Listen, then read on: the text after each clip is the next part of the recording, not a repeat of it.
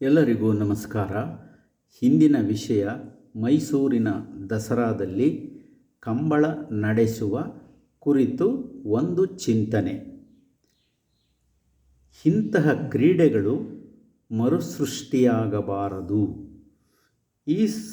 ಈ ಸಾರಿಯ ದಸರಾದಲ್ಲಿ ಸುಮಾರು 10 ಕೋಟಿ ವೆಚ್ಚದಲ್ಲಿ ಕಂಬಳ ನಡೆಸಬೇಕು ಅನ್ನುವ ವದಂತಿ ಇದೆ. ಒಂದು ಯಶಸ್ವಿ ಕಾರ್ಯಕ್ರಮ ಯಾವ ಜಾಗದಲ್ಲಿ ನಡೆಯಬೇಕು ಅಲ್ಲಿಯೇ ನಡೆಯಬೇಕು. ಕರಾವಳಿ ಪ್ರದೇಶ ಕಂಬಳಕ್ಕೆ ಹೇಳಿ ಮಾಡಿಸಿದ ಜಾಗ, ಅದನ್ನು ಬೇರೆ ಕಡೆ ಮರುಸೃಷ್ಟಿ ಮಾಡಬಾರದು. ಆ ರೀತಿ ಮಾಡಿದರೆ ಆ ಜಾಗಕ್ಕೆ ಮಾಡುವ ಅಪಮಾನ.